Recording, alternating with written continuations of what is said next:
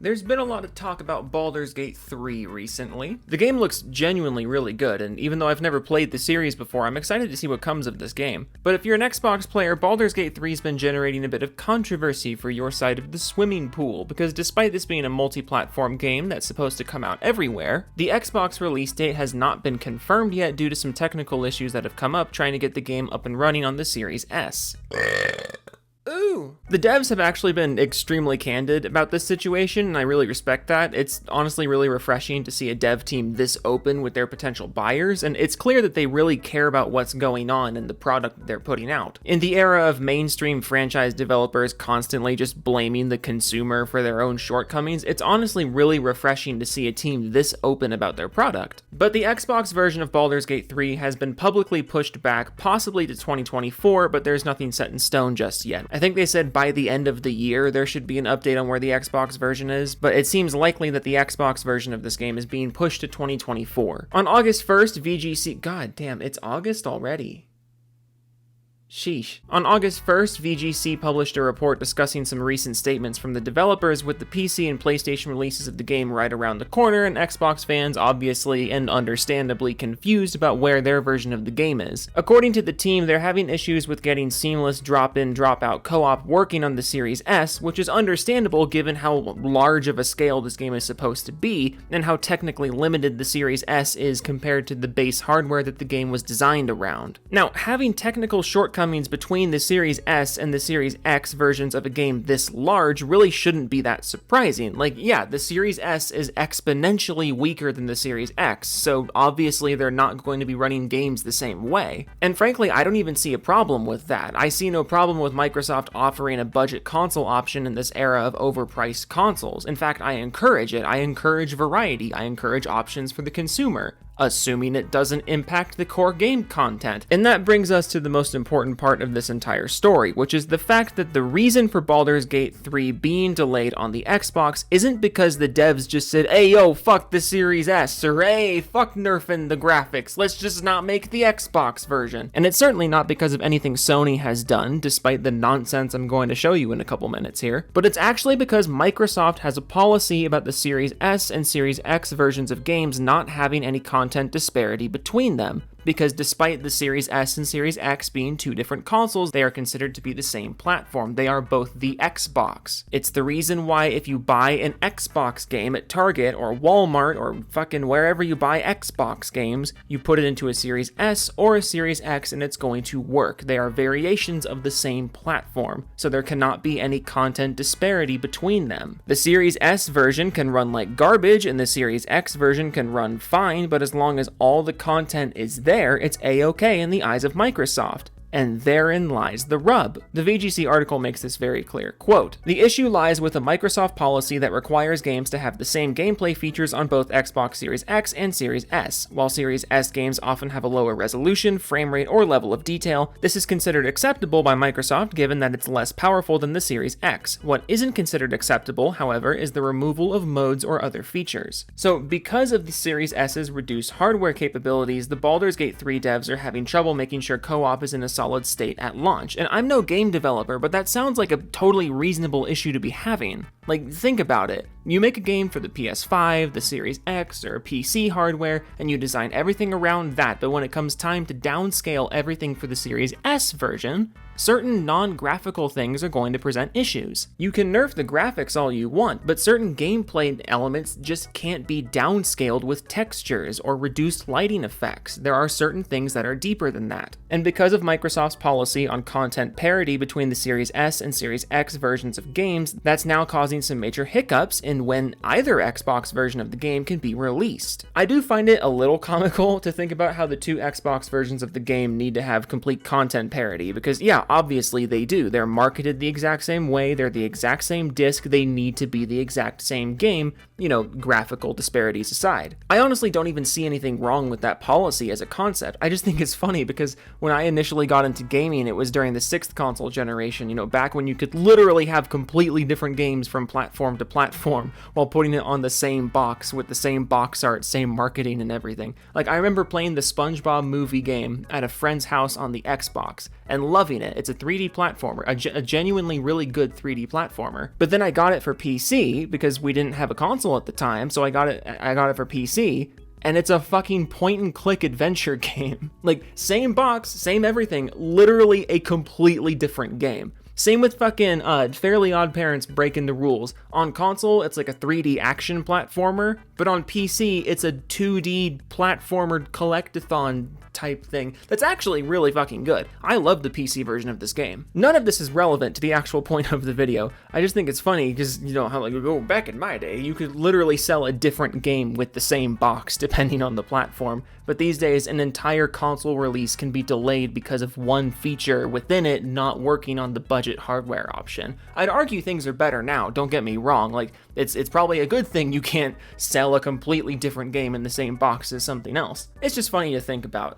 And honestly, I'll take any excuse I can find to talk about the weird-ass games I grew up playing. But anyways, back to the point of the video. Baldur's Gate 3 is having trouble getting its drop-in, drop-out co-op working flawlessly on the Series S, and because of that, the Xbox version as a whole is delayed due to Microsoft's policy. The situation is frankly really straightforward, but leave it to none other than fucking Kid Smooth to take this incredibly straightforward situation and turn it into a fucking Dr. Evil plot to devalue the Xbox or something. If you don't know who Kid Smooth is, I'm sorry I'm about to introduce you to him. He's on a couple podcasts and openly calls himself the best bot, but he's actually managed to escape my channel up to this point.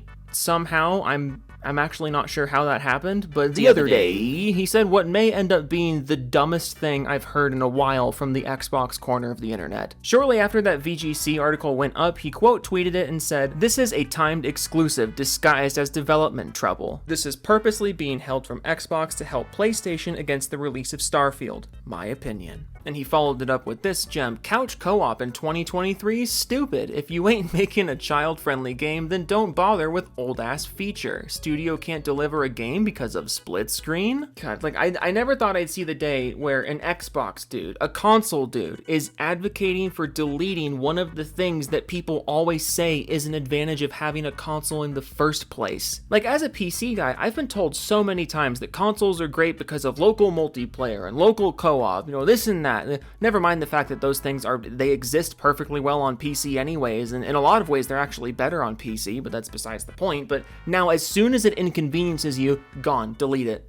Delete local co-op from the Xbox version because something, you can compete with PlayStation, which is extra ironic because you realize you're advocating now for the Xbox version of the game to have less features than the PlayStation version. Right? Like, you probably don't realize it, but that's what you're advocating for here. You're upset that the Xbox version is being held back in order to have all the features up and running because why wouldn't you want that? But it upsets you. So you want the Xbox version to have less features than the other versions in order to compete with the other versions? That's really the hill you're dying on? Because co-op is in the other versions. It's a core part of this game's design. They're not getting rid of it. This tweet here is literally you advocating for less features in the Xbox version of Baldur's Gate 3, and you don't fucking realize it. He tried to defend his stance in the responses to the original tweet, and fucking shocker, he didn't do a good job of it. David H. responds, "Nope, there was an article not long ago that Xbox was trying to help with the split screen issues. This was never an exclusive." And of course, Kid Smooth says, "Split screen ain't all that serious. While the hell is apply screening on PC? It's a lame excuse. I played Paw Patrol kart racing split screen no problem on Xbox Series S. I know that Sony is paying under the table for Baldur's Gate 3 because I played Paw Patrol one time." And trust us, we know you love the Paw Patrol games. Your pinned fucking tweet is advertising that you beat the Paw Patrol game.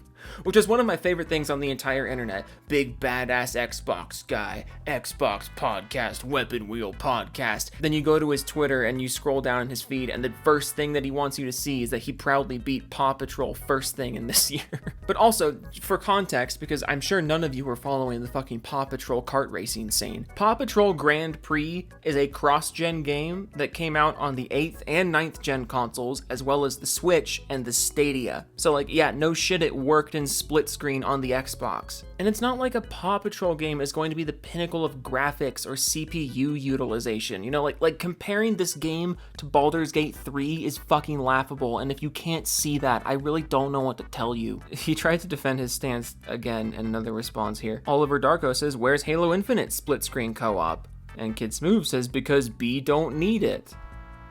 Fuck, dude, can you look at the keyboard when you're typing, or like turn on autocorrect? Fuck. Everything you tweet just reminds me of this meme. But yeah, bro, Halo Infinite is just doing so well. B don't need co-op because it's just doing so flippin' well. That's the spirit. Remove options from games because Kid fucking Smooth said we don't need them. Like, there's a lot of things that the Baldur's Gate 3 situation can get us talking about. You know, like, should the Series S and Series X be considered two different consoles? Frankly, I think they should be. Like, this whole situation is stemming from the fact that Microsoft demands content parity between the two Xboxes, but if Microsoft just officially separated them, this whole situation would have been avoided. Baldur's Gate 3 could have launched on the Series X alongside everything else, and then the Series S version could have come out later once they figure out the issues they're having with the co-op. We could also be talking about whether or not the Series S is doing damage to the industry by being a budget option in an increasingly technically demanding AAA market, although I would then twist the question to, does the AAA market need to be so technically demanding? And then I'd reword the question again to, why haven't you just switched to PC after all the fucking nonsense the 9th gen has already put you through? But to suggest that Baldur's Gate 3 is secretly a timed PS5 exclusive is fucking ridiculous. Like, do you really think Sony, of all people, would want to keep a third-party exclusive quiet? It's Sony. If they bought exclusivity for Baldur's Gate 3, they'd be shouting it from the rooftops, and you fucking know it. And honestly, I don't know who's to blame here. Is the Series S hardware really that unworkable? Or are the devs just not trying hard enough? I just don't know, and neither do you, because you're not a dev either, nor are you in the studio looking at the exact problems they're having. But given the fact that staggering the Xbox release of this game benefits literally nobody, I think it's safe to assume they're doing their damn best with what they've got. You have to look at this logically. We know Sony didn't buy exclusivity because if they did, we would have heard about it. So between Xbox and the Baldur's Gate team, who the fuck benefits from the Xbox release being staggered from everything else? Like who benefits from that? Is there some grand conspiracy here, or are you just way too attached to a box with an X on it? And dude, you really think Sony is pulling the strings behind the scenes here because they're scared of Starfield? They're releasing Spider-Man 2 literally a month after Starfield comes out. They don't give a shit. Now, should they give a shit about Starfield? That's a different topic. But do they give a shit about Starfield? Or rather, do they give enough of a shit about Starfield to secretly buy exclusivity for fucking Baldur's Gate 3 and then get the devs to lie about a specific problem on the Series S and just destroy their working relationship with Microsoft in the process? Do you really think that's what's happening here, or are you just a child? Given your open love for the Paw Patrol games, I think we know the answer to that. Toodles.